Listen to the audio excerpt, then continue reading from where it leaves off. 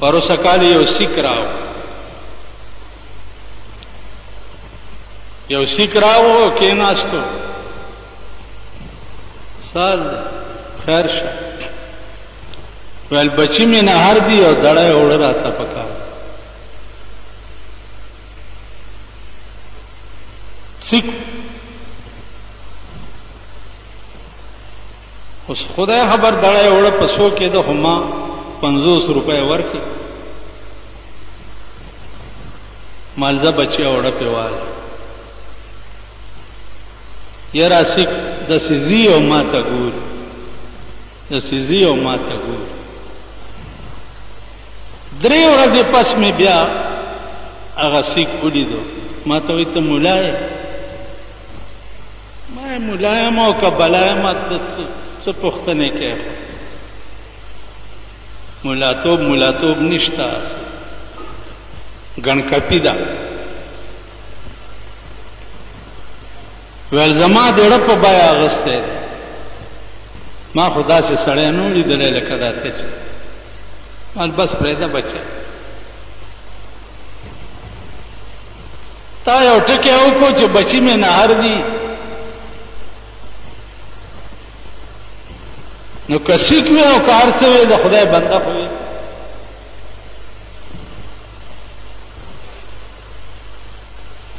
د خدای بنده خو وي، په قیامت کې به دا تپوس وکړي چې زه بیمارم،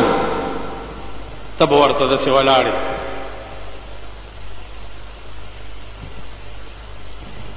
زه بیمارم، تا زما تپوس کړی دی؟ یا الله نه، زما پردی پلانې بنده بیمارو، تا سره گاون کې بیمارو، تا تپوس کړی؟ الله به دا تپوس هم کوي چې زه وږی وم، تا ماله یو نوړی روټۍ راکړې؟ خدای به وایي زه وږی وم. یعنی دا معنا چې زما بنده تا ته ودرېدو چې زه وږی یم، نو تا وله یو روټۍ اخیست، زما جامې شلېدلې وې، خدای به ورته وایي زما جامې شلېدلې وې، تا ماله جامې اخیستې؟ څومره جامې دې وې؟ هر ورځ به دې نوې نوې جوړه بدلوله، هر ورځ به نوې نوې رنګ کې د کوره راوتې. دا خانان چې دي دا د سهار په 10 بجې د کوره راوځي، او چې 9 بجې تپوس وکړي نو وایي باتروم کې دی.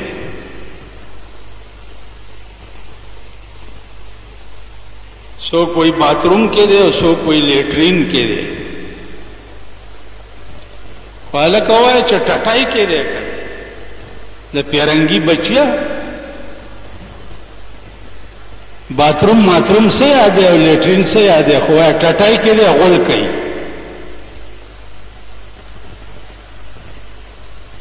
نو پا باتروم کے او پا لیٹرین کے صحبہ 2 گھنٹے ځان ته برش نیولی او ځان برشی را برشی او بیا چې بار روزی او بیا په تولیه باندې دا چل کئی او دا چل کئی، بیا با قد نما شیشے تا ادریگی، ویخته به سم کی، ګیره خو به دننه کله کړي، واورئ او ګیر خریلو.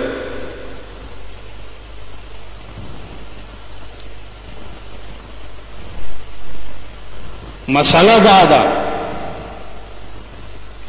چا چې ګیره کله کړه او شیشه کې وکړه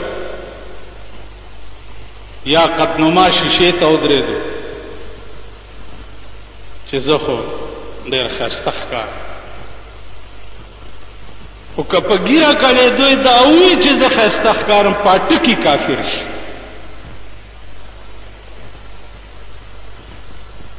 په ټکي نه فقط دا چې کافر شي، ښځه پې طلاقه شي.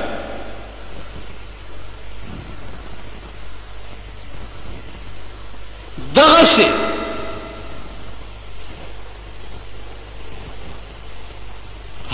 ګناه واخله چې تا په فخر وکړو ته به پوه هم نه او د اسلام نه به وتې پوه به هم ګیره واجب دی بی بی حوا ویخته ډېر ښایسته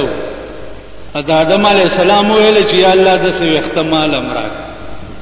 نو الله والا ګیره پیدا کړه ورته وی چې او آدمه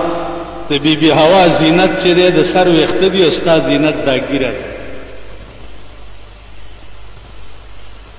ستا ښایستهوالی په دې ګیره کې دی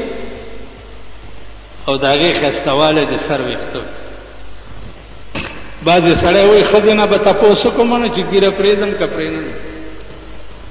ښځې دې که درته وویلې چې ګیره مه پرېږده په ټکي کې سر کال کړه ولې وایي چې زما ګیره ستا نه ده خوښه ویښته در باندې بد لګي ستا دا د سر ویښته په ما بد لګي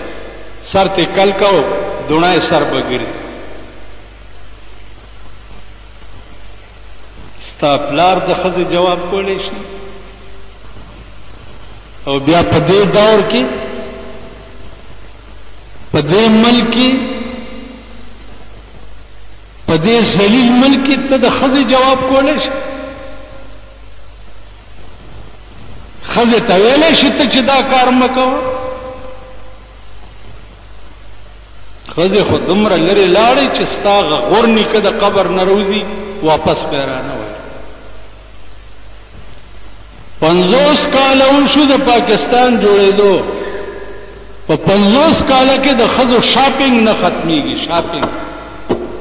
مازدیګر کې ښځې شاپینګ لري موږ سره مخامخ دکانونه دي د بجلو د سینیټرای موټر ورته ودرېږي خاوند زنتلا کې په موټر کې ناستي او ښځه اړتاوره چې دا هغه به روزي داسې داسې به کېږي او دکاندار ته به ورشي کله به برشلي او کله به راډلي او کله به ساډي او خاوند دلی په موټر کې ناست دي که نه ګوره یې ټوله ورځ که نه خاوند دې لا اوده پروت وي او دا سهار د کوره راوځي دا څوک د چا چې ښځه بربنډه ګرځي هغه دوس او په دوس د جنت بوی حرام بوی کوه ته جنازې او ختمونه خیراتونه دا قرآن داسې ستا د لاسه دی چې بس تا چا پسې وویلو نو ورمنډه کړه را خلاصې دا ستا د لاسه نو زما عزیزانو دا به زمونږ ژوند دی دا د دنیا د ژوند نقشه وه چې ما تاسو ته وویل چې په دنیا کې دی که هر یو کار د پیغمبر د مرضا خلاف وکړو عمر له به تباه شي راتلونکی ژوند چې د قبر دی هغه به درته انشاءالله مخې جمعې ته بیانوم او بیا د قیامت نه بعد ژوند دی هغه به د عمر له تباه شي که دا ژوند دی خراب دی د حرام او حلال تمیز دی ونه کو د ښه او د بد تمیز دی ونه کو په کور د کنټرول ونه کړو کور د ډمتوب نه پاک نه کو دی خوا وګورئ څنګه چې د ښځې مخ بربنډول ناروا دي او د سړي ښځې ته کتل ناروا دي داسې د ښځې هم پردي سړي ته کتل نه د رسول الله صلی الله علیه وسلم زمانه کې یو مؤذن و څه نامه یې وه په سترګو ړوند و مؤذن و هغه د رسول الله کور ته راغی رسول الله صلی الله علیه وسلم خپلو بیبیانو ته وایي چې پټې شئ وایي چې ولې وی عبدالله ابن مکتوم راغی وی چې جی خو ړوند دی د هغه خو نظر نه لګي وی که ړوند دی تاسو خو ړندې نه یې که څنګه چې د هغه کته تاسو ته ناجایز دي داسې ستاسو کته هغه ته ناجایز دي عزیزانو په دې ټولو خبرو سوچ وکړئ مونږ تباه یو زه درته په ایمان وایم که مې دومره عقیدم شته چې په قبر کې مې کېدي زه وایم چې لا خلک به راباندې ولاړي پاس او په ما بلاندې درزار جوړ شي خلک به ولاړي حدیث کې خو راځي که نه چې خلک ته روان شي او لاړ شي نو آتاهم ملکان دو ملایکې ورته راشي او بیا راکېنئ او تپوسونه دې کوي زه وایم خلکو ته به نه ګورو لا خلق به ولاړي او په ده به درزار دي الله دې امان راکړي او په دې پرفتن دور کې دا دعا وکړئ په اخلاص چې خدایا که په دې پاکستان کې د ښځو د حیا او د سړو د حیا او د ملک نه دا تمام کنجرتوبونه او ډمتوبونه څوک کوم حکومت نه ورکوي خدایا هلاک یې کړي خدایا هلاک یې کړي که دا درد د دې حکومت او د دې ممبرانو په زړه کې نه خدای دې هلاک کړي او خدای دې په دې ملک داسې نظام راولي لکه په کابل چې د طالبانو نظام راغلی نن څلوېښت کاله مخکې مونږ یو میټینګ وکړو د ظفر علي شاه په کور کې کېنه کېنه مه وایئ که نه میټینګ هم وکړو د ظفر علي شاه په کور کې چې زمونږ ټول سنیان چې دي